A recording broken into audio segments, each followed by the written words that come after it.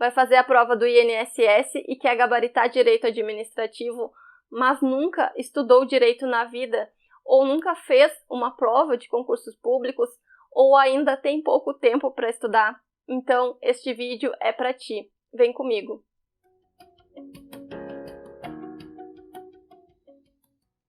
Sejam bem-vindos, meu nome é Natália. Não deixem de se inscrever no canal, curtam os vídeos. Nós estamos aqui com foco total na disciplina de Direito Administrativo segundo o edital do INSS de 2022 e com foco total na Sebrasp também. Pessoal, o objetivo aqui é um só, é direcionar o estudo de vocês para o que a Sebrasp tem cobrado nos últimos anos, direcionar o estudo de vocês para o que realmente aparece nas provas de concursos públicos. Quem acompanha o canal sabe que eu fiz toda uma análise da Sebrasp, eu resolvi diversas questões da Sebrasp dos últimos anos e é com base nesta análise que eu elaborei este material que nós estamos comentando aqui no canal. Já falamos sobre a Lei 8.112, que na minha opinião é o ponto mais importante trazido pelo edital de vocês na disciplina de Direito Administrativo. Eu acredito que a prova de vocês vai trazer de 3 a 5 questões sobre a Lei 8.112, mas nós já encerramos este tema e quem está chegando agora ao canal e ainda não assistiu, vai na playlist do concurso do INSS e assista, porque realmente é um tema muito importante.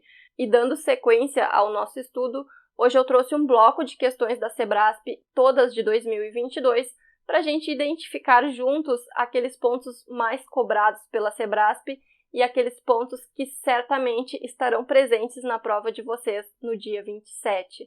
Pessoal, quem acompanha o canal sabe que eu sempre começo a análise de qualquer conteúdo com a resolução de questões, porque o objetivo aqui, conforme eu já disse, é um só, e o nosso objetivo é estudar aquilo que é cobrado pela banca, é estudar aquilo que a Sebrasp tem cobrado em provas de concursos públicos, né? Porque quem passa em concursos públicos não é quem mais estuda, e sim quem sabe estudar. Então, ao final do vídeo, com base nesta análise que eu fiz, eu vou trazer 2 apostas de questões para a prova de vocês. Mas chega de enrolação, vamos ao conteúdo. Questão número 1, uma questão de 2022, na modalidade de certo e errado, que é a modalidade da prova de vocês. Acerca dos atos administrativos, julgue o item a seguir. O ato administrativo é nulo quando os motivos que o fundamentam são falsos ou inexistentes, certo ou errado. Pessoal, esta questão é bem fácil. Se algum de vocês não soube responder, não se preocupa, porque quando a gente estudar atos administrativos, vocês vão ver que não tem mistério. A gente vai estudar os requisitos dos atos administrativos e um destes requisitos é o motivo. E sempre que o motivo for nulo, este ato será, sim, nulo. Pessoal, fiquem tranquilos porque tem um mnemônico e fica bem fácil a memorização destes requisitos. Então, esta questão está correta e eu trouxe aqui um resuminho sobre o motivo. O motivo é aquela situação de fato ou de direito que determina ou autoriza a prática de determinado ato administrativo.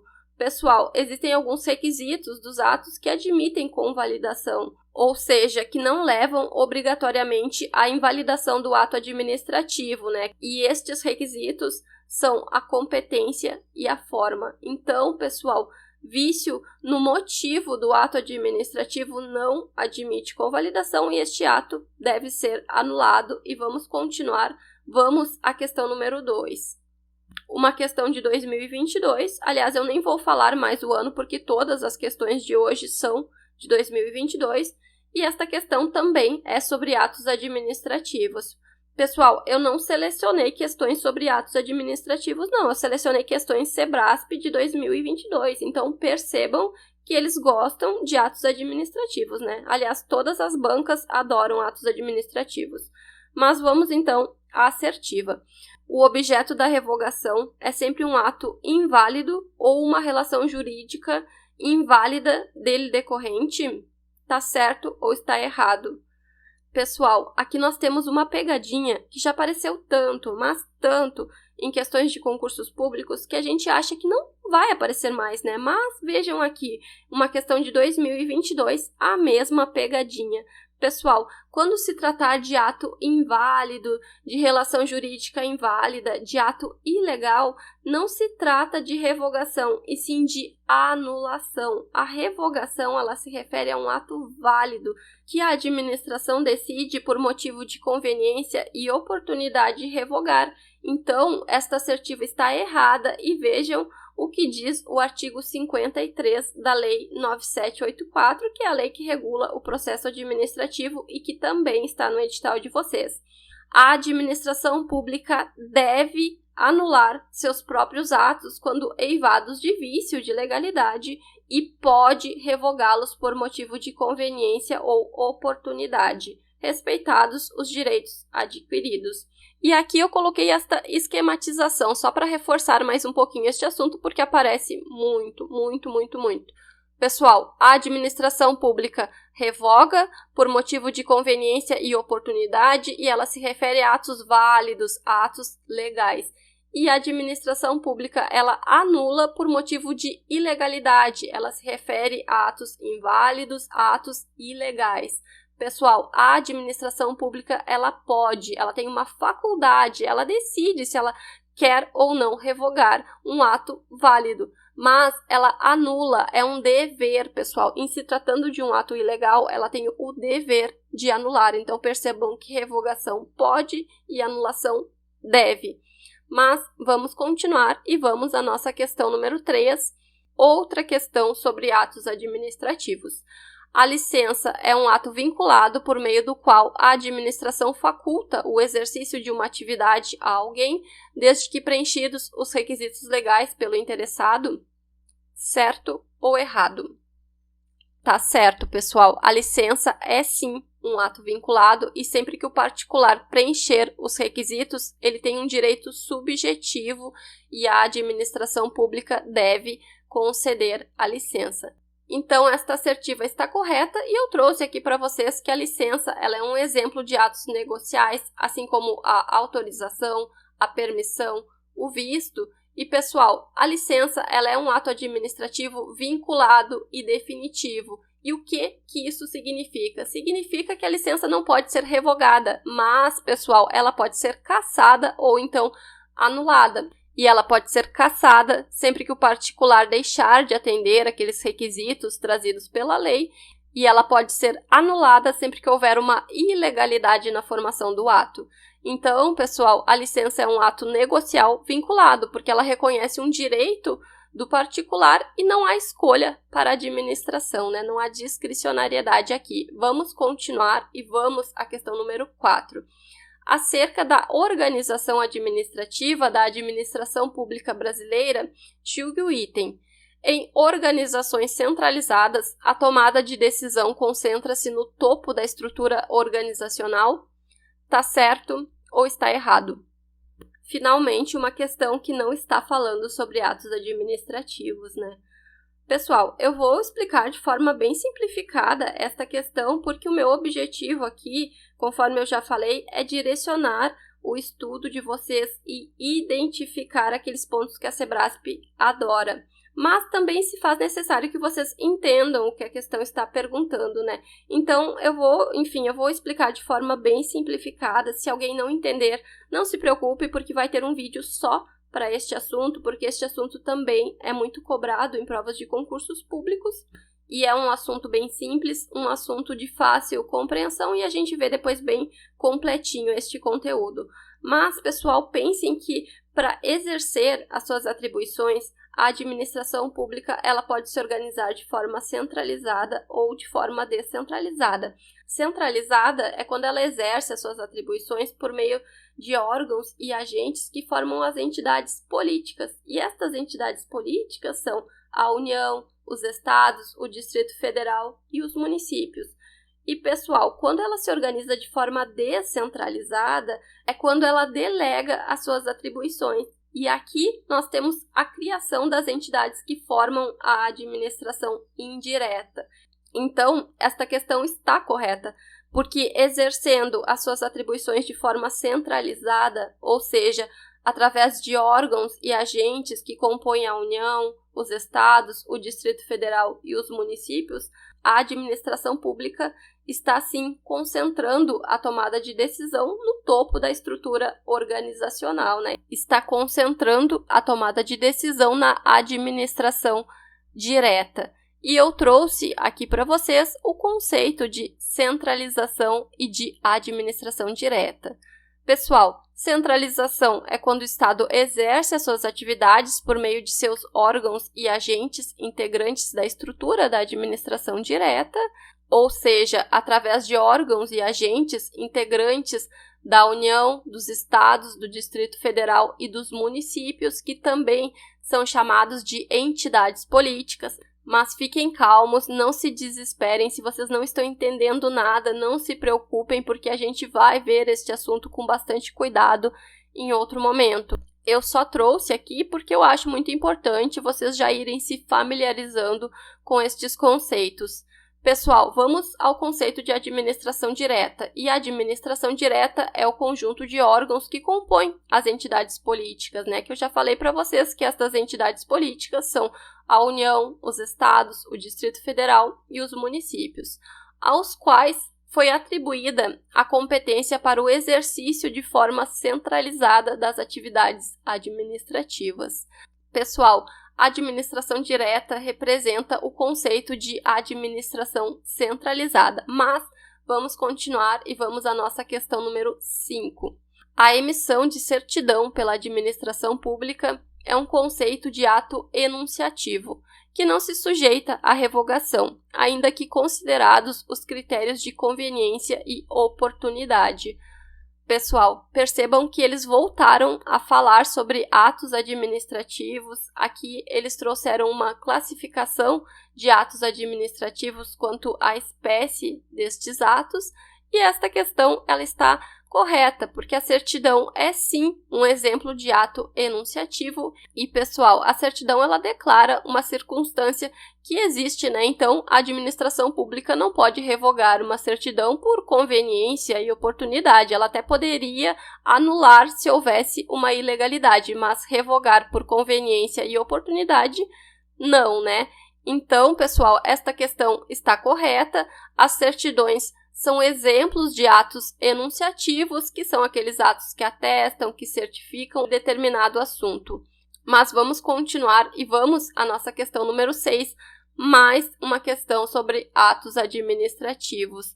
A imperatividade do ato administrativo, também conhecida como poder extroverso da administração, é o atributo que diz respeito à imediata realização do objeto do ato, independentemente do crivo judicial. Pessoal, vocês estão percebendo como a Sebrasp adora atos administrativos? Aqui, eles estão cobrando os atributos dos atos administrativos e eles estão tentando fazer com que os candidatos confundam o atributo da imperatividade com o atributo da autoexecutoriedade. Pessoal, esta primeira parte da questão, que fala que a imperatividade do ato também é conhecida como poder extroverso da administração, ela está certa, porque este poder extroverso é o poder que o Estado tem de restringir, de limitar a nossa vida, né? Então, está correto. O que está errado é esta parte final, pessoal, porque o atributo que diz respeito à imediata realização do objeto do ato, independentemente do crivo judicial, é a autoexecutoriedade e não a imperatividade. Então, esta questão está errada e eu elenquei aqui para vocês os atributos dos atos administrativos. Mas, pessoal, entendam que não há um consenso na doutrina em relação aos atributos dos atos administrativos. O que existe é um entendimento majoritário e, segundo este entendimento, são atributos dos atos administrativos a presunção de legitimidade, a autoexecutoriedade, a tipicidade e a imperatividade. Mas, pessoal, vamos continuar e vamos à questão número 7. Maria, servidora pública de determinada autarquia estadual, aplicou advertência a Caio, seu subordinado, por este ter praticado o ato que não era de sua atribuição legal. Inconformado com a punição, Caio impetrou mandado de segurança visando anular a penalidade administrativa aplicada. Acerca desta situação hipotética, julgue o item seguinte. Considerando que Caio realmente tenha atuado fora dos limites de sua competência legal, é correto afirmar que o ato por ele praticado configurou um abuso de poder? Pessoal, nesta questão, eu acredito que o que pode confundir um pouco é essa historinha que eles contaram, mas, no mais, é uma questão fácil. Este conteúdo sobre abuso de poder é um conteúdo bem simples, um conteúdo bem curto, e a questão ela está correta, pessoal, porque quando o servidor ele atua além dos limites de sua competência legal, ele comete, sim, abuso de poder na modalidade de excesso de poder. Mas vamos continuar, vamos à nossa próxima questão, porque nós vamos falar sobre abuso de poder no próximo vídeo. Hoje, pessoal, nós estamos só identificando os pontos mais cobrados. E vocês já devem ter percebido que a Sebrasp adora atos administrativos, né? Mas, enfim, vamos à questão número 8. Maria, servidora pública de determinada autarquia estadual, aplicou advertência a Caio, seu subordinado, por este ter praticado ato que não era de sua atribuição legal. Inconformado com a punição, Caio impetrou o mandado de segurança visando anular a pena administrativa. Pessoal, o enunciado é o mesmo enunciado da outra questão. Vamos à assertiva. Na relação funcional existente entre Maria e Caio, tem-se o exercício do poder administrativo hierárquico? Pessoal, tenham muito cuidado com o que está sendo cobrado nesta assertiva. Percebam que eles estão perguntando se na relação funcional existente entre Maria e Caio tem-se o exercício do poder administrativo hierárquico. E está correto, pessoal, porque o poder hierárquico é justamente esta relação de hierarquia que existe na administração pública e que se evidencia aqui no enunciado da questão, né? Quando fala que Caio é subordinado de Maria. Pessoal, eu aproveito já aqui para lembrar vocês que em uma mesma conduta pode haver a existência de diversos poderes. Então, o fato de haver o poder hierárquico não exclui o exercício do poder disciplinar, que acontece quando Maria aplica a advertência a Caio. Então, pessoal, eu reforço aqui, fiquem muito atentos sempre ao que está sendo cobrado pela assertiva, porque essa historinha que eles contam aqui, ela é muito bem pensada, ela é muito planejada para confundir os candidatos. Mas vamos então ao nosso gabarito.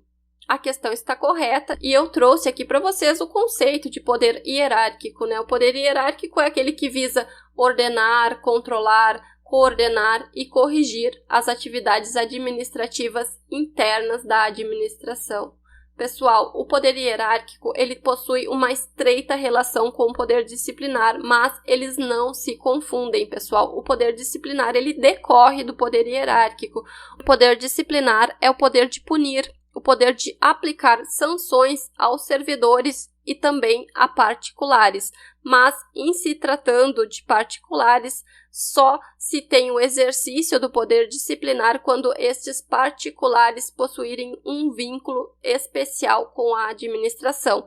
Mas vamos continuar porque na próxima aula, no próximo vídeo, nós vamos falar detalhadamente sobre poderes administrativos. E vamos à questão número 9. O enunciado é o mesmo, então vamos direto para a assertiva. A aplicação da referida pena de advertência caracterizou o exercício do poder administrativo de polícia. Agora ficou bem fácil. Eu acabei de comentar com vocês que é o exercício do poder administrativo disciplinar. Mas, pessoal, eu aproveito aqui para chamar a atenção de vocês porque a Sebrasp adora tentar fazer com que vocês confundam também poder disciplinar com o poder de polícia, porque os dois poderes aplicam punições. Então, pessoal, prestem bastante atenção no que eu vou falar agora, porque com o que eu vou falar agora, vocês acertam qualquer questão da Sebrasp sobre poder disciplinar e poder de polícia e não vão mais cair nessas pegadinhas.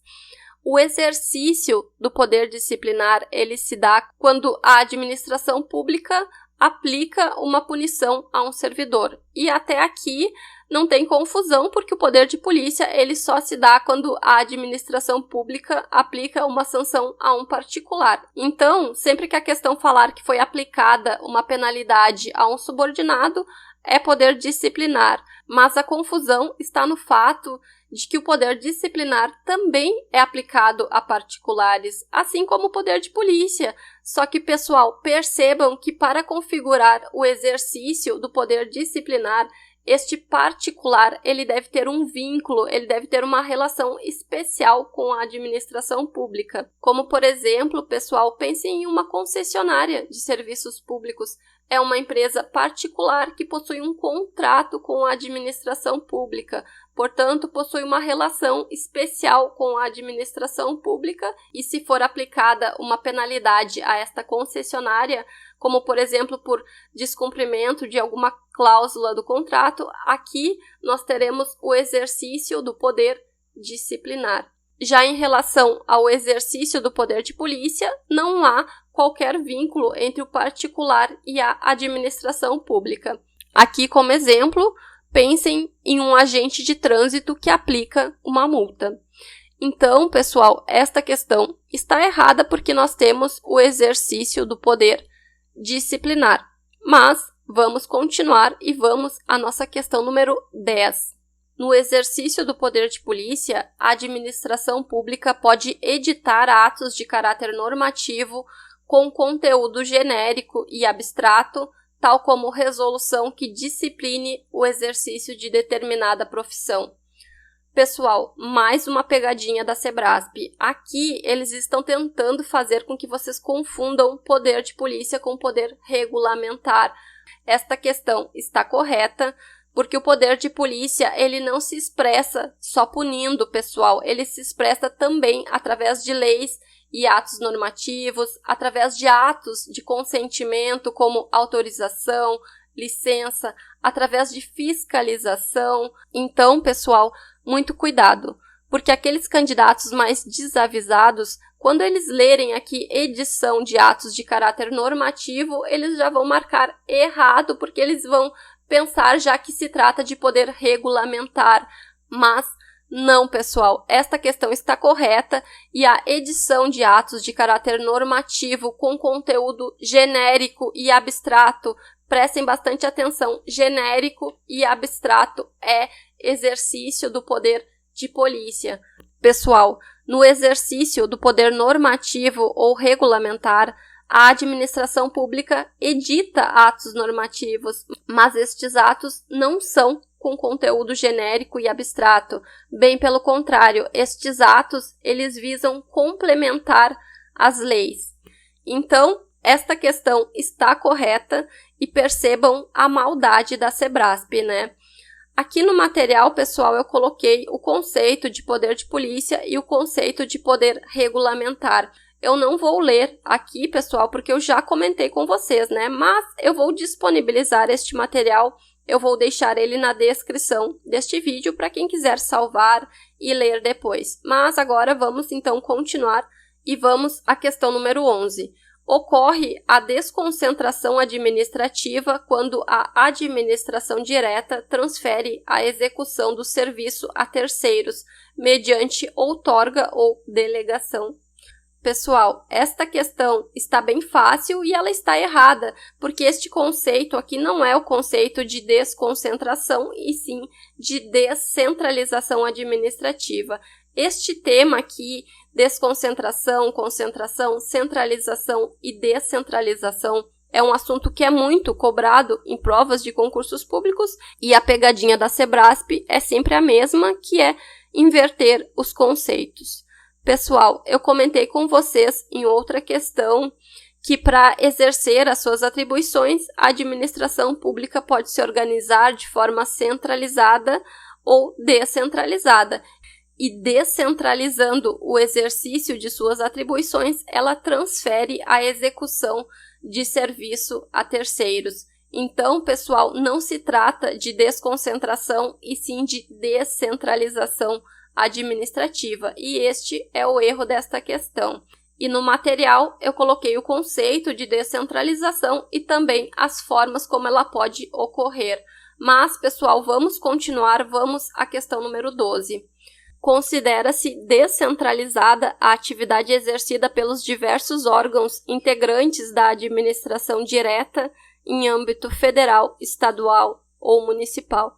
Então, pessoal, como eu falei na questão anterior, eles só trocam os conceitos. Aqui, eles trocaram o conceito de descentralização com o conceito de desconcentração, porque quando há esta divisão de tarefas entre os diversos órgãos integrantes da administração direta, nós temos a desconcentração.